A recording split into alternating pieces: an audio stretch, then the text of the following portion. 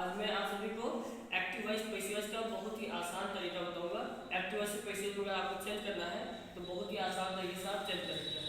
बस केवल थोड़ा सा ये जो है फार्मूला, थोड़ा सा ये एक जो मैंने बनाया है खुद अपने मन से, इसको आप अगर याद कर लेंगे तो आपको एक्टिव पैसिव में कोई भी 1% का भी डाउट नहीं होगा। जैसे यहाँ पर लिखा है डूडल, एक्टिव वॉइस इधर है या पैसिव वॉइस है, ठीक है। अगर आपको डूडल कहीं मिल गया एक्टिव वॉइस में तो उसको हम सीधे इज एम आर में कन्वर्ट कर देंगे, ठीक है। अगर आपको इज एम आर मिल गया, यानी ये जो डूडल है ये प्रेजेंट रेपिटेंस का है, इज एम आर ये प्रेजेंट कंटीन्यूअस का है, ठीक है।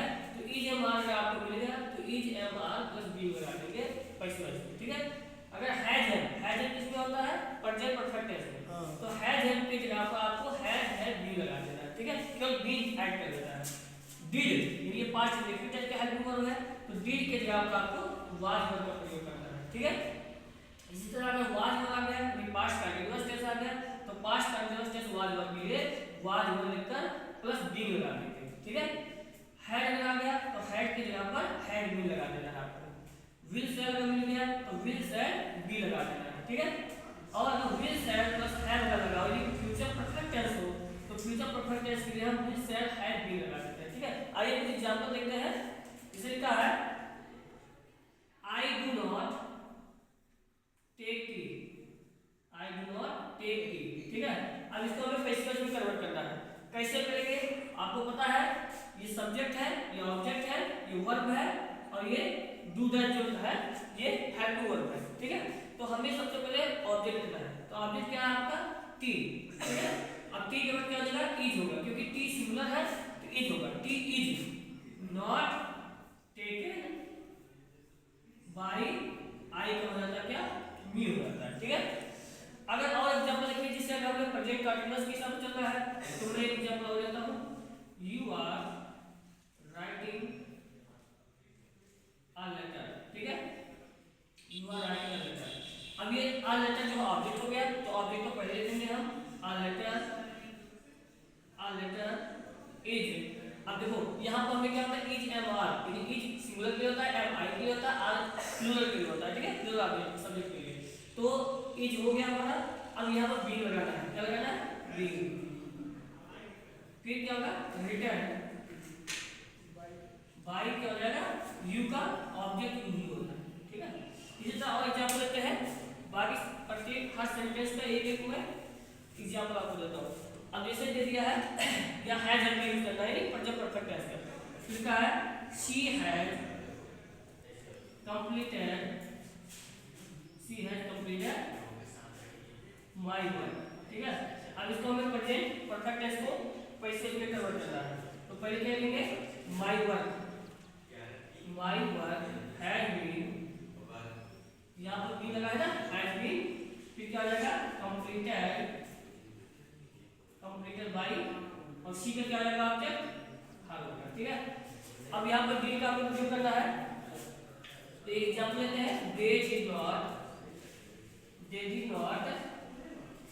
रीड हिंदी, ठीक है। अब इसका हमें कैसे करना है, तो क्या आ जाएगा हिंदी वाज नॉट, रीड का तर्जुमा रेडी होता है, ठीक है। बाय और डे क्या रहता है, ठीक है। इसी तरह और हम इस वाज वर्ब के यूज करके बताते हैं स्टार्ट। अब इसी तरह वाज वर्ब का हमें यूज करना है, तो जैसे लिखा है ही वाज बीटिंग यू, ठीक है। अब इसका हमें यूज करना है ही वाज बीटिंग यू, है ना, आईएनजी फॉर्म लगा है।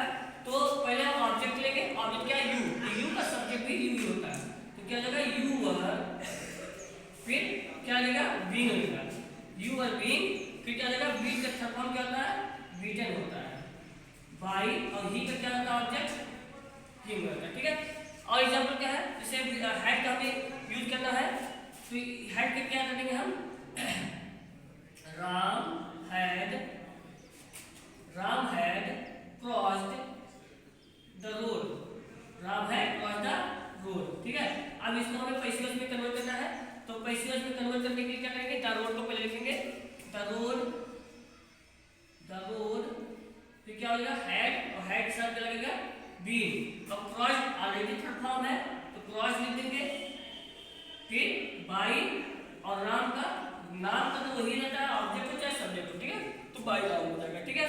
इसी तरह विल से भी यूज करते हुए फ्यूचर इंडेफिनिट टेंस का यूज करते हुए हम एक एग्जांपल देते हैं आपको।